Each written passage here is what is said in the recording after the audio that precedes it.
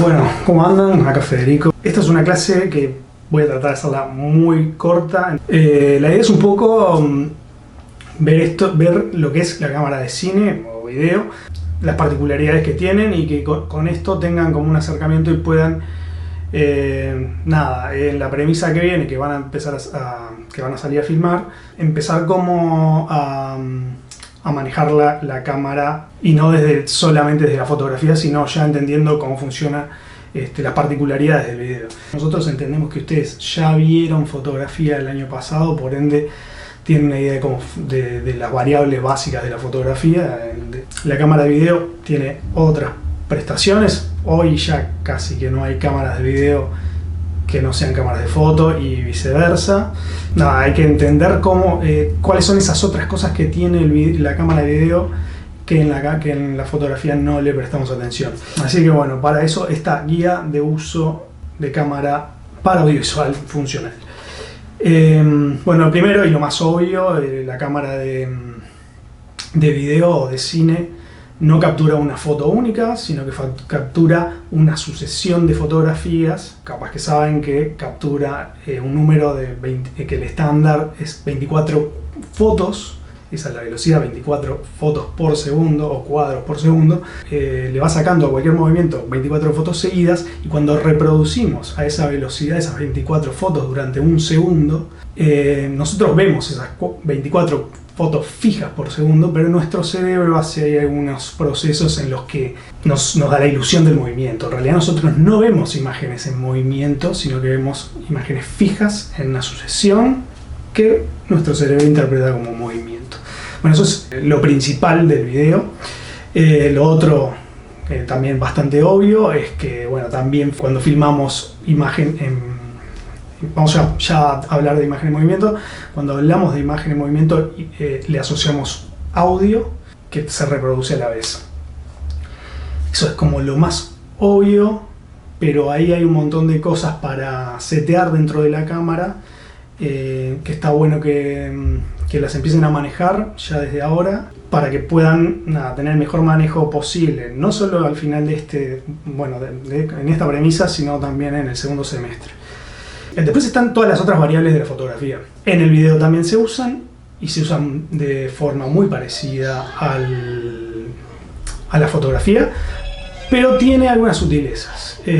Los efectos que genera en el video van a tener algunas sutilezas, cosas que no aparecen en la fotografía. Algunas que sí, por ejemplo, la profundidad de campo, la posibilidad de tener mucha o poca profundidad de campo, de poder separar el sujeto del fondo. Eso en el video pasa y bueno, tiene como el mismo fin, pero algunos otros efectos que se generan que van a ser únicos del video y no tanto de la fotografía.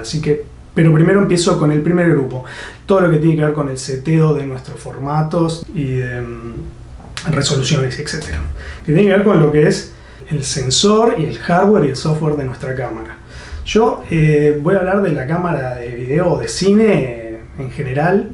Por suerte, hoy cuando trabajamos con una cámara de fotos, a menos que sea muy amateur, tiene las mismas prestaciones con distintas capacidades, pero son las mismas prestaciones en una cámara económica que en una cámara de alta gama de cine. Pues sí, habrá temas de calidad, hasta dónde llega en cuanto a esos potenciales, ¿no?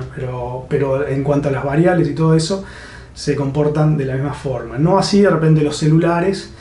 Esperemos que puedan hacer la experiencia con una cámara reflex, una mirrorless, algo que les permita poder manejar todas las variables de la fotografía.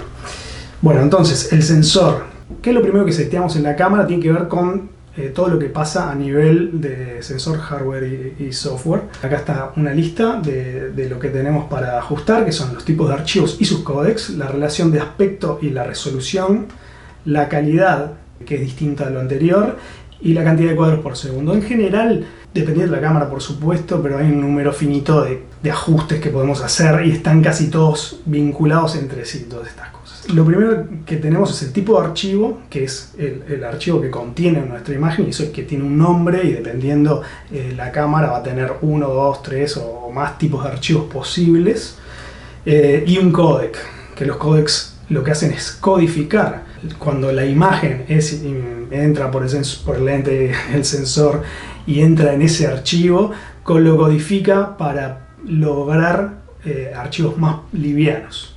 Entonces el códec es encargado de comprimir y después de descomprimir en el reproductor que usemos en nuestra computadora, en nuestro programa de edición y nada, en el equipo que usemos para reproducirlo. Entonces acá yo no me quiero detener, el que quiera les dejo ahí unos links para que se entretengan con eso, pero nosotros le vamos a dar recomendaciones. La recomendación es usar cosas estándar para que no se tranque en ningún lado el workflow. Lo más estándar que hoy podemos usar es un archivo MOV o MP4 con la compresión H264. Se reproduce en casi que cualquier computadora, y si tuviera un problema es fácil de convertir con cualquier conversor. Recomendación: MOV o MP4, codec H264. Seguimos. Relación de aspecto y resolución. La relación de aspecto es el famoso apaisado o cuadrado o lo que sea, y que es el 16:9, es el estándar que hoy abunda en todos los dispositivos de grabación de video, los teléfonos, las cámaras, las televisiones son 16:9.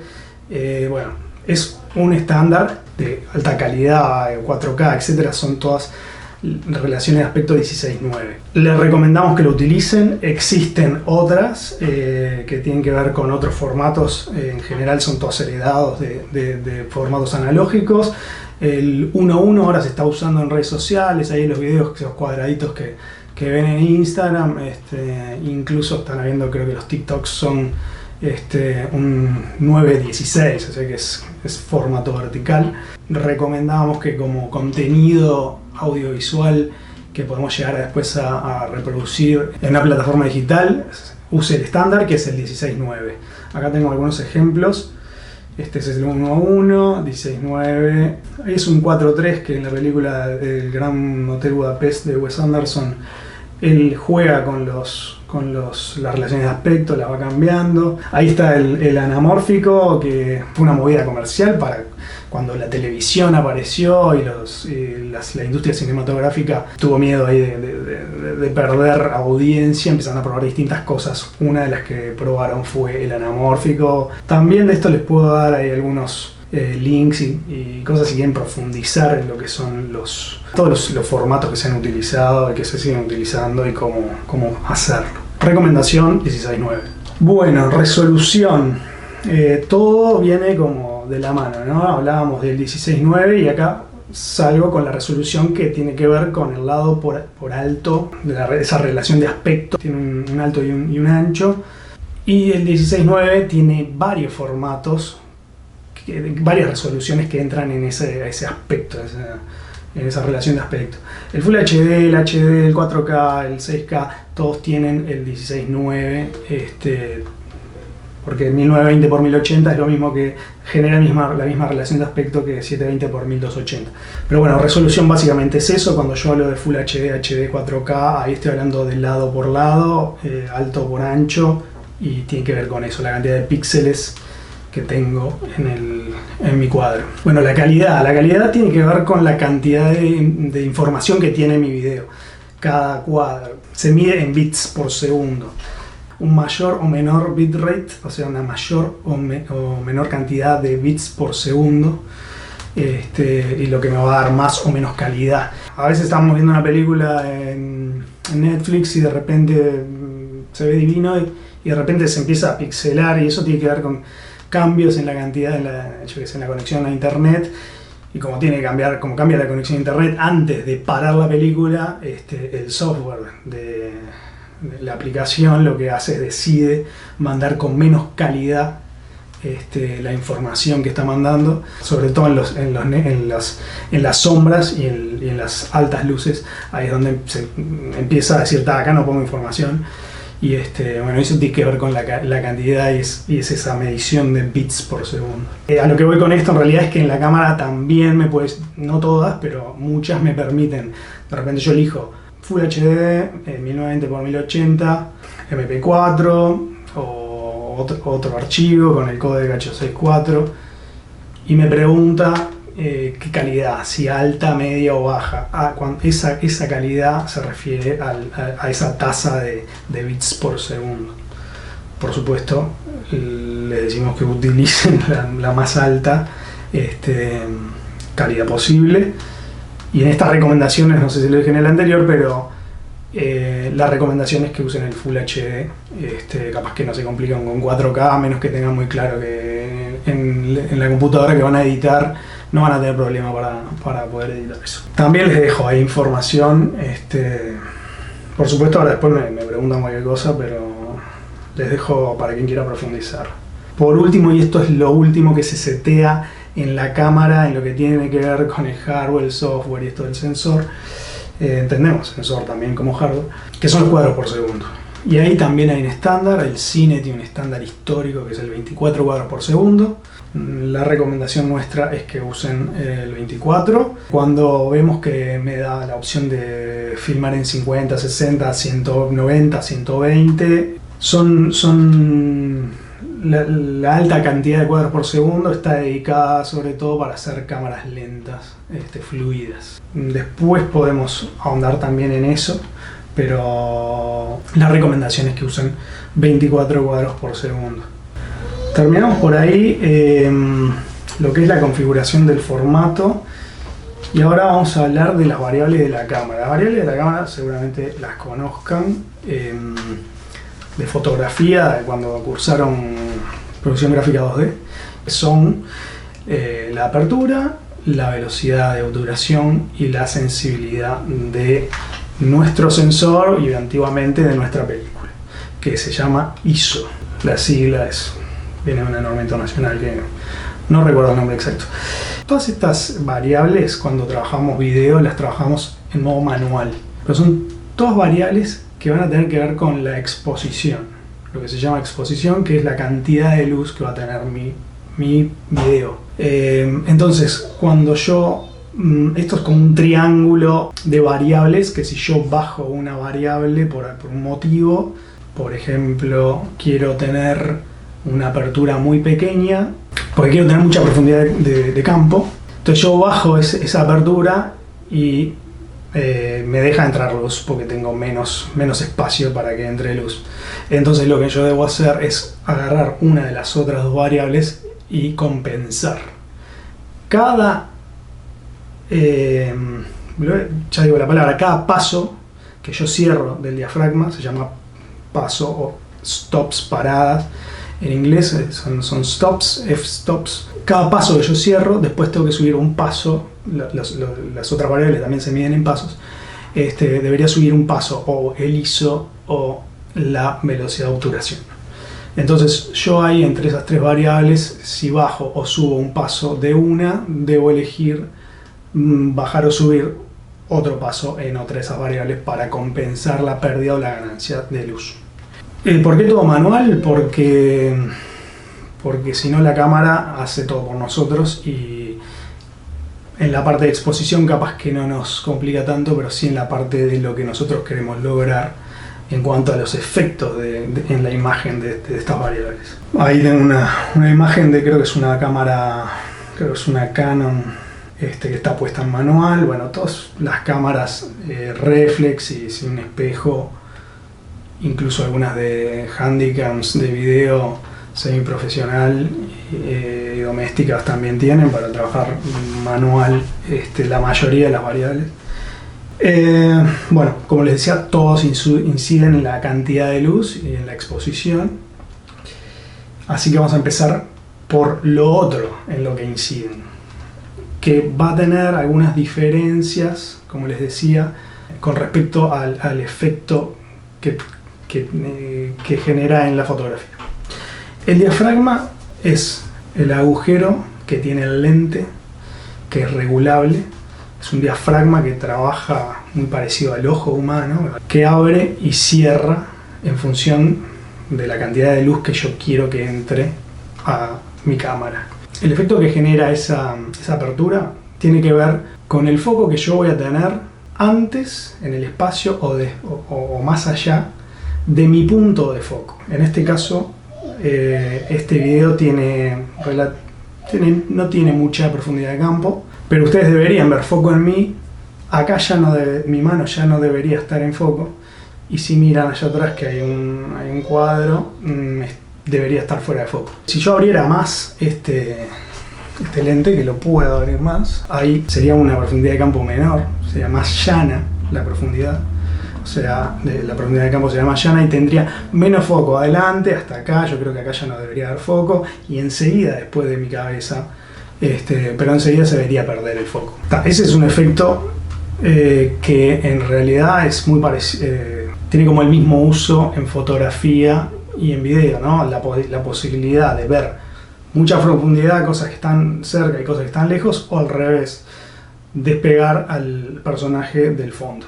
Por supuesto que después en el video hay cosas como cambios de foco, hay otras, hay algunas otras posibilidades para generar con el foco.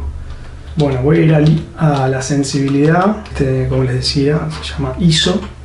El ISO es otra de esas variables que afecta a nivel de exposición. Cuanto menor sea el número de ISO, menor es la capacidad de exposición que el sensor va a tener, y a medida que va subiendo, la luz en la película va a aumentar, o sea, va a tener más exposición. La escala del ISO, que también se considera, cada vez que cambio de un número al siguiente, se consideran pasos o paradas, stops, va de 100 y empieza a multiplicarse por 200, 200, 400, 800, 1600, 3200, 6400, sigue para arriba. El efecto que genera el ISO en la vieja película analógica era el famoso grano, y en el digital se le llama ruido. Si yo tengo poca luz, o bueno, si mis otros parámetros los estoy utilizando para tener menor exposición y tengo que levantar el ISO, a medida que lo voy subiendo, voy a empezar a dejar de tener una imagen limpia, sin texturas que no son propias de los objetos que yo estoy registrando, a pasar a tener una imagen texturada. Tiene que ver con tener menos luz y forzar la parte digital, o en el caso de la película analógica eran químicos, para poder lograr una mayor exposición, una mayor luz en nuestra película. Acá hay otra de esas sutiles diferencias entre la fotografía fija y el video. Primero hablamos en lo que es la imagen limpia, digamos, con ISO bajo. Ahí no hay mucha historia, ¿no? Pero cuando empezamos a tener ruido, en la fotografía fija nosotros vamos a tener, sí, una textura, que bueno, por temas no solo de estilo, sino expresivos y búsqueda de contar algo con eso, va a surgir, pero en el video lo vamos a tener con movimiento, vamos a tener esa textura con vida, no va a ser solo, es una textura que va a estar en constante movimiento. Entonces hay otra de las diferencias con la fotografía que surgen en la película, ¿no? En el cine, en función de estas variables, digamos. Por último, obturador es la última de las tres variables de la cámara que afecta la luz, que afecta la exposición de nuestra película, de nuestro video. El obturador es una barrera que hay entre el exterior de la cámara, que es donde está la imagen y donde está la luz, que ingresa por el lente a través del diafragma y se encuentra con la barrera del obturador. En fotografía esa barrera está cerrada todo el tiempo, y nosotros al disparar la foto, el obturador se levanta, deja pasar la luz y vuelve a cerrarse. El tiempo que permanece abierto es el tiempo de obturación.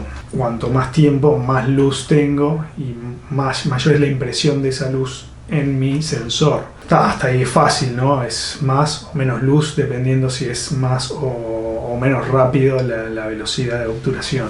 El otro efecto que genera el obturador es, si yo disparo con mucha velocidad, las imágenes que voy a tener van a ser muy nítidas, incluso si tienen movimiento, porque el movimiento va a ser imperceptible si yo disparo en una milésima de segundo. Por contrapartida necesito compensar esa poca cantidad de luz que entra por la poca cantidad de tiempo que tengo. Entonces voy a tener que compensar o con mucha luz, si hay luz solar bastante fácil, si no voy a tener que ir compensando con una apertura de diafragma grande y con una sensibilidad alta. Por el contrario, si yo quiero disparar una velocidad baja y tengo movimiento delante de mi cámara, las imágenes pueden no aparecer tan nítidas. Ahí hay fotos con movimiento, está la clásica foto de noche de las líneas de las luces de los autos. Entonces lo que logra la fotografía fija, por ahora vengo hablando de fotografía fija, al dejarlo abierto logro desenfocar el movimiento. En el video, ¿qué ocurre? Yo tengo una obturación por cada cuadro. Recordemos que tenemos 24 cuadros por segundo de película. Quiere decir que yo tengo que tener 24 obturaciones. Dentro de esa microventana que yo tengo, que es 1 sobre un segundo dividido 24, para obturar, yo tengo la posibilidad de obturar más rápido o menos rápido. El máximo sería igual a la cantidad de tiempo que transcurre ese cuadro, digamos, o sea, un 24avo de segundo. Ese sería como la máxima, o la velocidad más lenta de obturación. Y bueno, de ahí para arriba, ¿no? Podría obturar al doble, al triple, al cuádruple y para arriba en velocidad de obturación. Hay un estándar que se utiliza en cine para lograr la fluidez del movimiento cinematográfico. Se llama regla de obturador de 180 grados. Los 180 grados es una herencia de los viejos obturadores analógicos de las cámaras de cine, que era un semicírculo, 180 grados, que giraba a alta velocidad, de ahí se arrastra el nombre. Pero quiere decir que en realidad si ese semicírculo gira por cada círculo, quiere decir que la mitad del tiempo el cuadro está en exposición y la otra mitad no está en exposición. Entonces esa regla quiere decir que la velocidad de obturación tiene que ser el doble de la velocidad del cuadro. Entonces, si yo tengo que un cuadro dura un segundo dividido 24, la velocidad de obturación duraría un segundo dividido 48. Esto es toda una matemática para decirles que les recomendamos que para que tengan la fluidez del cine, que es un leve desenfoque de movimiento, ustedes deberían obturar a 1 dividido 48. O sea, en el obturador ustedes no ven el 1 dividido, solo ven el número por el cual se divide. Entonces busquen 48. En realidad no van a encontrar 48, van a encontrar 50, porque todas las cámaras tienen 50, no tienen 48. De esas dos unidades casi que no afectan en lograr ese efecto de desenfoque de movimiento. La idea es que en esta primera premisa ustedes la cumplan para ver efectivamente cómo se ve esa película, pero tienen que saber que es una regla que se ha roto y que se rompe y que los cineastas la rompen para lograr distintos efectos. Si yo obturo a una alta velocidad, por ejemplo, o sea, el doble de velocidad, en vez de 1 sobre 48 o 1 sobre 50 a 1 sobre 100 o 1 sobre 200, el desenfoque empieza a desaparecer y el look de la película y del movimiento es totalmente distinto. Y va a ser más parecido, por ejemplo, a cómo se ve un partido de fútbol.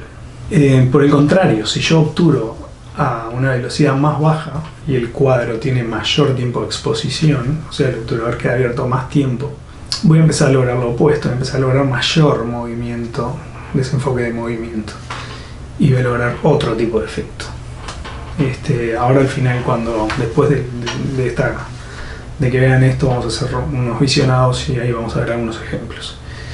Pero bueno, la recomendación es que usen la regla del obturador de 180 grados y que obturen en la medida de lo posible a 1 sobre 50. Digo, esa regla se puede cumplir en 24 cuadros, en 25 cuadros, en 30 cuadros, en 50 cuadros. O sea, dependiendo de los cuadros por segundo de mi video, yo puedo seguir cumpliendo esa regla eligiendo otra obturación. Hay un fenómeno que se da a veces cuando estamos filmando con luces que no son profesionales, que no son para filmar, que es el fliqueo, y es ese problema con las frecuencias de nuestras cámaras con la luz, y se ve de repente en paredes blancas y vemos como que pasa una onda blanca de arriba para abajo constantemente, y eso es un problema ahí con la frecuencia. Si le llega a pasar eso, la forma de resolverlo puede ser modificar la velocidad de obturación, y bueno, ahí no van a poder cumplir con el uso de la regla de obturador de 180 grados, pero bueno, van a poder deshacerse del fliqueo. Ahí vean ustedes qué les conviene más. Por ahí estamos con las 3 variables. Yo sé que vimos esto en frío. Ahora vamos a hacer un ejercicio donde vamos a ver, vamos a comparar un poco cómo se ve eso en el SILB. Así que bueno, por acá dejamos. Ahora volvemos a la clase, contestamos dudas y después vamos a hacer el ejercicio. Vamos a visionar unos fragmentos de películas y después vamos a analizar y compartir ahí un poco en clase. Así que liquidamos por acá y volvemos a la sala principal. Chau.